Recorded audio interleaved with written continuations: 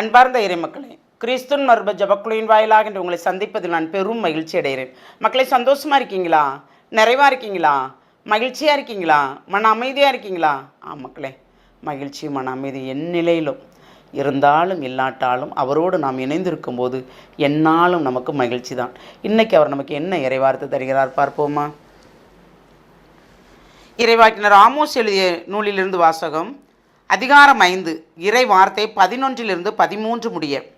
நீங்கள் ஏழைகளை நசுக்கி அவர்களிடம் தானிய வரியாக வாங்கியதை கொண்டு நன்கு செதுக்கிய கற்களால் வீடு கட்டினீர்கள். அந்த வீடுகளில் நீங்கள் வாழப்போவதில்லை. அருமையான திராட்சை தோட்டங்களை அமைத்தீர்கள். அவை தரும் திராட்சை ரசத்தை நீங்கள் குடிக்கப் போவது இல்லை. உங்கள் குற்றங்களை எவ்வளவு மிதியானவை என்று, உங்கள் பாவங்கள் எத்தனை கொடியவை என்றும் நான் அறிவேன். நல்லாரை துன்புறுத்தீர்கள், கையூட்டு வாங்குகிறீர்கள், நகர் வாயிலில் வறியோருக்கு நீதி வழங்க மறுக்கிறீர்கள். இது கெட்ட காலம் என்பதால் அப்போது விவேகமுள்ளவன் வாய் திறக்க மாட்டான். Praise the Lord. என்ன சொல்கிறாரு? ஏழைகளை நசுக்கி அவர்களிடம் தானிய வரியாக வாங்கியதை கொண்டு நன்கு செதுக்கிய கற்களால் வீடு கட்டினீர்கள். இப்போது ஆஃபீஸ் வேலை பார்க்குறாங்க.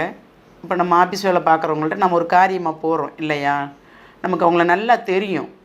அவங்கள்ட்ட போய் அணுக போகிறோம், ஒரு கையெழுத்து வாங்கி தரணும் இந்த இதுக்கு. ஆனால் அவங்க ஏழை, ஒன்றுமே கொடுக்க முடியல. ஆனால் அவங்க என்னப்பாங்க, இவங்ககிட்ட எப்படியாவது ஒரு 500 ரூபாயாவது வாங்கிடணும். இப்படி கையூட்டு வாங்கி வாங்கி வாங்கி நல்லாரை துன்புறுத்தி அவங்க சேர்க்கறதில்ல தான் ஆண்டவர் என்ன சொல்கிறாருன்னா, நீங்கள் அப்படி சேர்த்து கட்டுற வீட்டில் நீங்கள் வாழ முடியாது. நீங்கள் அப்படி வாங்கின தோட்டங்களில் நீங்கள் விதைக்கிற அந்த பழங்களோ காய்கறிகளோ என்ன போட்டாலும் உங்களால் உண்ண முடியாதுன்னு சொல்கிறாரு. நான் சொல்லலைங்க, இறைவார்த்தை சொல்லுது. ஆமாம், அவர் சொல்கிற வார்த்தையெல்லாம், ஆமோஸ் சொல்கிற வார்த்தையெல்லாம் கொஞ்சம் கடுமையாகவே இருக்கும். ஏனென்றால் நம் பாவங்கள் ரொம்ப மிகுதி, நம் குற்றங்கள் ரொம்ப மிகுதி. நல்லவங்களை துன்புறுத்துகிறோம், கையூட்டு வாங்குகிறோம். கையூட்டு தான் ஒரு கையெழுத்துக்காக வாங்குறமே. அது ஒவ்வொருத்தருக்கும் நம்ம மாற்றி மாற்றி நாம் நீதி சொல்கிறோம். தப்பு செய்யாமல் இருக்கிறவங்களுக்கு தப்பு செஞ்சதாக சொல்கிறோம். ஏன்னா அதிகாரம் அவங்கக்கிட்ட இருக்குங்கிறதுக்காக சொல்கிறோம். அப்படி தானே? ஆனால் எல்லாத்துக்கும் அதிகாரம் இறைவன்கிட்ட இருக்குங்க. அதை மறந்துடுறாங்க அவங்க, அவ்வளோதான். ஏன்னா அவங்கள்ட்ட எல்லாமே இருக்குது. எல்லா வகையிலையும் பணமும் இருக்குது, சனமும் இருக்குது. நம்மகிட்ட ஒன்றுமே இல்லையே. நம்மகிட்ட இறைவன் மட்டும்தான் இருக்கிறார். ஆனாலும் அவர் நம்மளை கண்ணுக்குள் வைத்து பாதுகாக்கிறார். அந்த பாதுகாப்பு தான் நமக்கு பெருமையாக இருக்கிறது இல்லையா? நாம் அவங்கள்ட்ட நசுக்கப்படும் போது அது கெட்ட காலங்கிறதுனால நம்மளை வாயே திறக்க விடாமல் ஆண்டவர் நம்மளை அமைதியாக இருக்க சொல்லிடுறார். அவங்க என்ன குற்றச்சாட்டு சாட்டினாலும் நம்ம அமைதியாக இருக்கணும்னு வச்சுக்கோங்களேன், நமக்காக அவர் வழக்காடுவார். Praise the Lord. அப்போது நாம் எப்படி இருக்கணும்? இறைவனுக்கு உகந்த வாழ்க்கை வாழணும். இதுவரைக்கும் நாம் யாருக்காவது கொடுமை செஞ்சுருந்தோமா? அப்படி கொடுமை செஞ்சுருந்தா அதை மாற்றிடுவோமே. இதுவரைக்கும் நடந்த தவறுகள் அனைத்து குப்பையென கருதி வீசுவோமே. அவர்கிட்ட மன்னிப்பு கேட்போமே. அப்படி மன்னிப்பு கேட்கும்போது கண்டிப்பாக அவர் மன்னிப்பார். ஏனென்றால் அவர் நீதிமானை தேடி வரவில்லை, பாவிகளை தேடி தான் வந்தார். இப்படி நாம் சேர்க்குற பொருள் நம்ம பிள்ளைகளுக்கு தங்குமா? கையூட்டு பெற்று வாங்குகிற காசெல்லாம் நம்ம பிள்ளைகளுக்கு பொருளாக சேர்க்குறோம் இல்லையா? அது தங்குமா? குடியிருக்கிறதுக்கு கூடாரமாக சேர்க்குறோம், அது தங்குமா? இல்லைங்க. ஒரு நொடிக்குள் அனைத்தும் இல்லாமல் மாற்ற போகிறது யார்? இறைவன் தான். அவரிடம்தான் நமக்குள்ள எல்லாமே இருக்கிறது. மனிதரிடம் இல்லை.